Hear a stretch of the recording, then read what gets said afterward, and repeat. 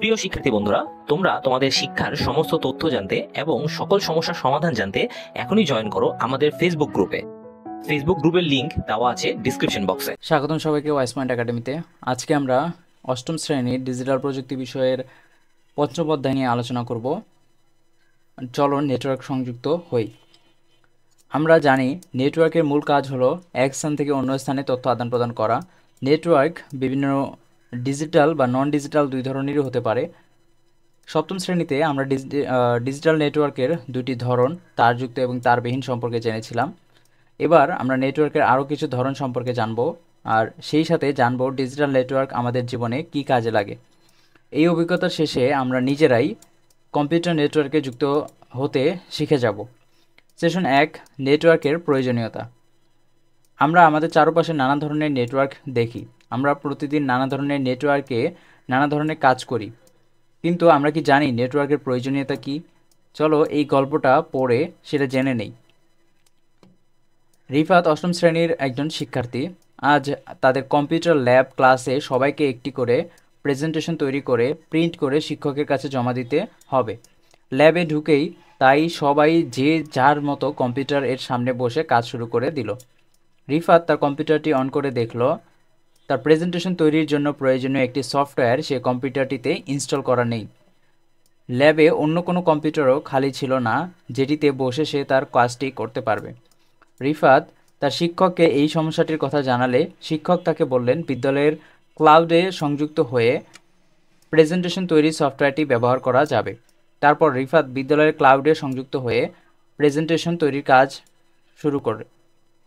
প্রেজেন্টেশনের কিছু বিষয় সে ঠিকভাবে বুঝতে পারছিল না। রিফাতের বন্ধু সাকিব বলল তার কাছে কিছু ভিডিও আছে যেগুলো দেখে রিফাত বিষয়গুলোর একটি পরিষ্কার ধারণা পাবে। ল্যাবের সকল কম্পিউটার একই নেটওয়ার্কে সংযুক্ত থাকায় রিফাত সহজেই সাকিবের কম্পিউটারে সেই ভিডিওগুলো তার কম্পিউটারে নিয়ে নেয়। তারপর সেই ভিডিওগুলো দেখে রিফাত সহজেই তার প্রেজেন্টেশন তৈরি করে ফেলে। সবার প্রেজেন্টেশন তৈরি হয়ে গেলে ল্যাবের নেটওয়ার্কে সংযুক্ত প্রিন্টারটি ব্যবহার করে সবাই তাদের প্রেজেন্টেশনগুলো প্রিন্ট করে শিক্ষার্থীদের কাছে শিক্ষকের কাছে জমা দেয়। সেদিন বিকেলে রিফাতের শিক্ষক রিফাতকে জানান যে তার প্রেজেন্টেশনটিতে কিছু ভুল ছিল। সে যেন ভুলগুলো শুধরে নিয়ে প্রেজেন্টেশনটি সেদিনের মাঝেই তা আবার জমা দেয়। কিন্তু ততক্ষণে বিদ্যালয়ের কম্পিউটার ল্যাব বন্ধ হয়ে গিয়েছিল এবং প্রেজেন্টেশনের জন্য কোনো কপি রিফাতের কাছে ছিল না। তাই শিক্ষকের সহায়তায় সে বিদ্যালয়ের ল্যাবে চালু থাকা একটি কম্পিউটারে বাসা থেকে রিমোট লগ ইন, একটি কম্পিউটার থেকে অন্য কম্পিউটারে দূর থেকে লগ ইন করে প্রেজেন্টেশনের ফাইল সংরক্ষণ করে তাতে প্রয়োজনীয় পরিবর্তন করে শিক্ষকের কাছে জমা দেয়। এবার এসো রিফাতের গল্পটি থেকে কম্পিউটার নেটওয়ার্কের প্রয়োজনীয়তা বা সুবিধাগুলো সম্পর্কে জানলাম, সেগুলো নিচের ছকে লিখি। এই ছকে আমাদেরকে কি করতে হবে? এই রিফাতের গল্প থেকে যে সমস্যাগুলো আমরা পেলাম বা যে সুবিধাগুলো পেলাম সেই সম্পর্কে লিখতে হবে। তো আমরা এর একটি নমুনা সমাধান দেখে নেই।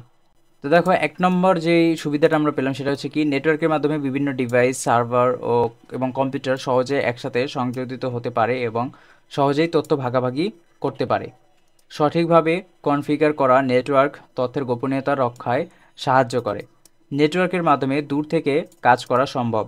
সার্ভার ক্লায়েন্ট মডেল ব্যবহার করে একই সাথে অনেক ব্যবহারকারী একটি সার্ভার থেকে তথ্য বা সেবা পেতে পারে। নেটওয়ার্ক ব্যবহারের ফলে তথ্যের সহজ ও স্বল্প সময়ে অ্যাক্সেস পাওয়া যায়, যা কাজের দক্ষতায় সাহায্য করে। তাহলে এই কয়টি হচ্ছে কি আমাদের সুবিধা যা আমরা পেলাম। পরবর্তী সেশনের প্রস্তুতি। আমাদের চারপাশে কি কি ডিজিটাল নেটওয়ার্ক রয়েছে তা খুঁজে বের করে নিচের ছকে লিখে আনি। ছক 5.2, এখানে তোমাদের কি কয়েকটি নেটওয়ার্কের নাম লিখতে বলা হয়েছে। চলো আমরা এর একটি নমুনা সমাধান দেখি। 1 নম্বর হচ্ছে ইন্টারনেট সংযোগ, 2 নম্বর হচ্ছে মোবাইল নেটওয়ার্ক, 3 নম্বর ওয়াইফাই, 4 নম্বর হচ্ছে সেলুলার নেটওয়ার্ক, 5 নম্বর হচ্ছে লোকাল এরিয়া নেটওয়ার্ক। এই 5টি নেটওয়ার্ক আমরা আমাদের আশেপাশে দেখতে পাই। হয়তো আমরা অনেকেই বুঝি না, কিন্তু কি এগুলো আমাদের আশেপাশে থাকে। তো আজকের সেশন এই পর্যন্তই। যদি তোমাদের এই সেশন ভালো লাগে আমাদের ভিডিওটিতে লাইক করো, আমাদের ইউটিউব চ্যানেল ওয়াইস পয়েন্টকে সাবস্ক্রাইব করো। আমাদের ফেসবুক গ্রুপে জয়েন হতে পারো, লিংক ডেসক্রিপশনে দেওয়া থাকবে।